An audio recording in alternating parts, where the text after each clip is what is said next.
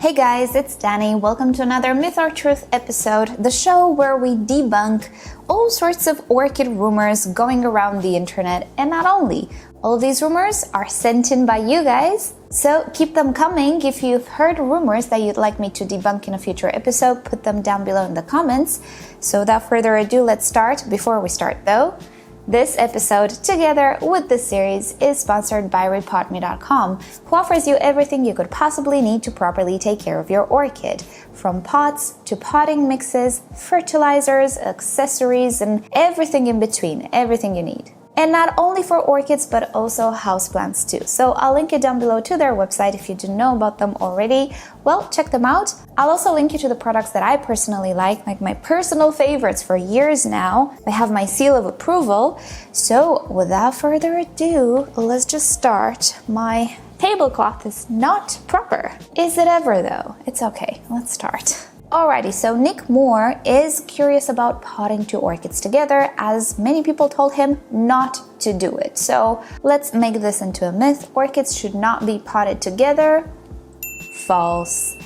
You can. If you think about it, you can do whatever crosses your mind, pretty much.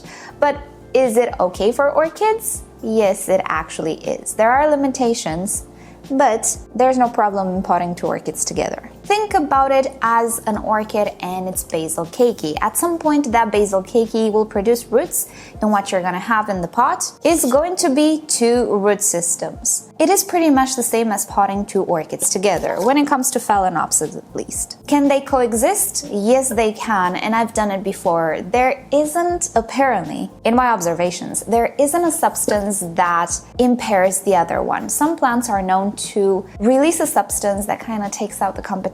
Orchids don't seem to do that, at least in my experience. And I've potted together Phalaenopsis, Cattleyas at some point. Do you guys remember making the specimen video? I'll link you down below. You can pretty much pot any orchid together to create a bushier orchid.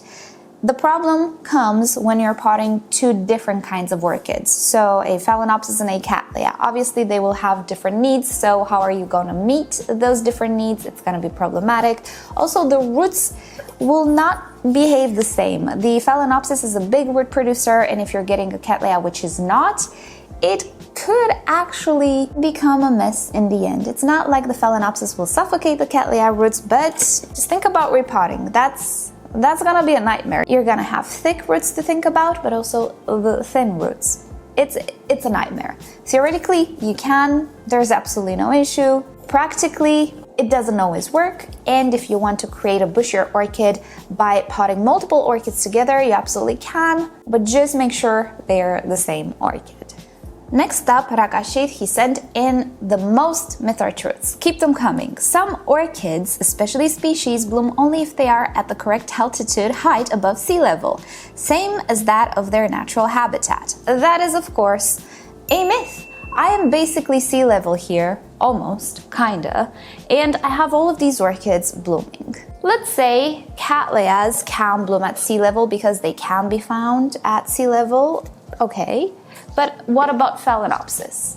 I wouldn't say they're sea level. As far as I researched, they do come from higher elevations. And not only that, Tolumnias, as a species, as far as my knowledge goes, does grow at a pretty high elevation. So it would make no sense why elevation plays an important role in cultivation other than establishing a set of care requirements such as temperature, humidity, all of that fun stuff. By the way, thank you for helping me ID this one. We have an ID, woohoo! It is, I do believe, sunset, something like that. I'll put it on the screen. I just read the comment this morning, like 20 minutes ago, and I don't have enough caffeine in my blood to remember. Next up, Catasetums produce two types of flowers based on the sunlight and humidity, so altering these will lead to formation of unappealing type of flowers. That is true. Catasetums can actually produce female flowers and male flowers.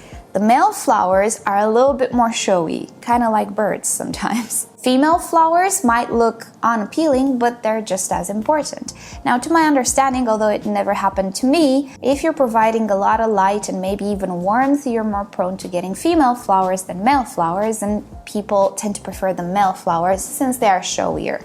I've never had it happen. I've always had male flowers on all of my Catasetums, Mind you, they weren't species, they were hybrids, so maybe something was altered there. But yes, it is a well-known fact that Catasetums can produce two types of flowers. The male flowers are showier, so people are trying not to induce female flowers. How exactly? Out of my own experience, I cannot tell you, but it's definitely true. They can produce two types of flowers, and the female flowers don't look so good. Next up, orchid flowers should never be touched in the center as they always release the pollen and lead to early fading of the flowers. There are many ideas here. I'm gonna call this fake or false based on the first part of this phrase. We're gonna get to the last part, which is actually true. So let me just get an orchid that we can touch. All right, so here we have currently a Phalaenopsis pulcherrima. It used to be a Doritis. Oh, my brain is slow in the morning. This one I can touch in the middle. I can touch anywhere. I can even try to put my hand in the middle here. And no, I will not have pollen on my hand. They don't release their pollen so easily. If you try to touch a male flower of a Catasetum, it can actually eject the pollen. So with Catasetums and probably other species of orchids that I don't know of, you can definitely trigger pollen if you smell them too abruptly, or if you touch them in the center. Yes, you can trigger that pollen, but with most other orchids, it's absolutely fine. In order to get the pollen out, you will have to grab pretty much a little mustache here, and that's okay. I managed to get it. So you kind of have to put a little bit more effort. So I'm gonna show you up close, excuse my nails.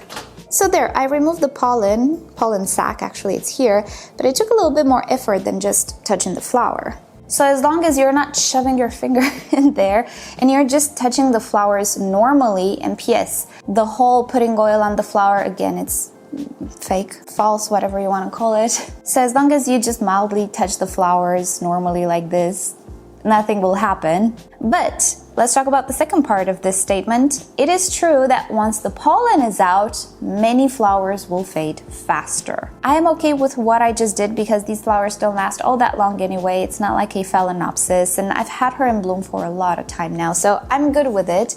But yes, it is true that once the pollen is out, the flowers might actually fade a lot faster. Some orchids just lose their pollen in transit due to the way they're packed and handled. Sometimes these flowers are pressed together and touch, and due to the vibration and motion, one of them can actually lose the pollen, and it can mean that it will fade faster.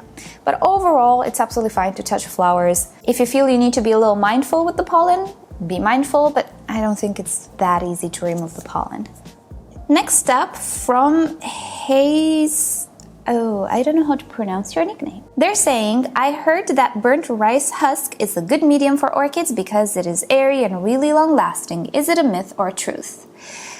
Okay, my personal take on this one, it's a myth and you shouldn't do it. At first I thought, well, it could be because some regions do have a tradition with rice, might as well use whatever is left over from the rice, right? And as many of you know, I always say that the perfect medium is airy, it allows for watering, and it's not harmful physically or chemically to the roots. Other than that, you can plant your orchids in Lego pieces. It's fine. How are you gonna water it? And if that water remains there, it's a different issue, but they can grow in anything that meets the 3 criteria that I just told you. However, I researched burnt rice husk, and the first Google result, the little excerpt that Google gives you is, and I quote, burning rice husk in air produces RHA, which is 85 to 98% silica. Oh boy, oh brother, no. Burnt rice husk causes environmental pollution and poses a health hazard. Although RHA is a rich source of silica, no studies have so far tried to extract silica from RHA. Okay, silica, if it gets in your lungs, it can seriously damage it. So maybe some parts of the world use rice husk, and maybe that alone is not really detrimental to the roots, but it can be very detrimental to you. I would stay away from anything that can potentially put silica in the air. Better safe than sorry. Listen, if you don't have bark or sphagnum moss or maybe all of these fancy brands we talk about, do you have coconut husk? Use coconut husk. Be sure to desalinate it, soak it, and rinse it very, very well. Do you have lava rocks? That can work as well. If you have cork, pieces of cork, that's fantastic. It's so long lasting. All of these things don't really retain moisture, but they can offer a good environment for the orchid to put its roots in, maybe hold in a little bit of moisture in the air pockets. If you are not concerned about watering, just mount that orchid on a piece of wood, on a piece of cork. If you have the environment for it and you have mild winters, put it on a tree. It's fine. You don't need to burn rice husk or do all sorts of things that might actually be detrimental for your health. Orchids are not that important. And with that, let's move on. Next step. Older roots, super long ones, of Vanda orchids can be trimmed off as they absorb very less water. That is a myth. That is false. The root itself can actually function normally, and on monopodial orchids, the older roots are very good at doing what they do. It's not like many sympodials, which kind of tend to release, quote unquote, some of the older roots. However, what happens with Vanda sometimes, because nurseries keep them in very high moisture, is that the older roots get covered in algae. And we've seen that throughout some of my videos. And when that happens, the absorption is indeed impaired.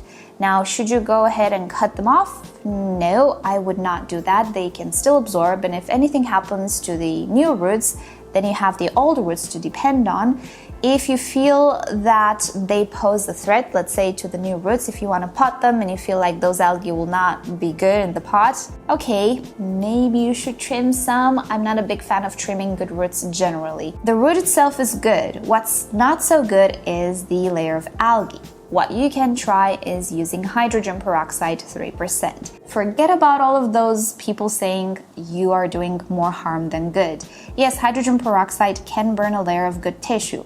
We wanted to do that, but in this instance, because the velamen doesn't actually have cracks or anything, doesn't have exposed cells, it's not gonna do anything, because the velamen, the first layer of the velamen, is a layer of dead cells and dried. It's fine. Hydrogen peroxide will not do anything to the root, not even the root tip, unless you really insist with it.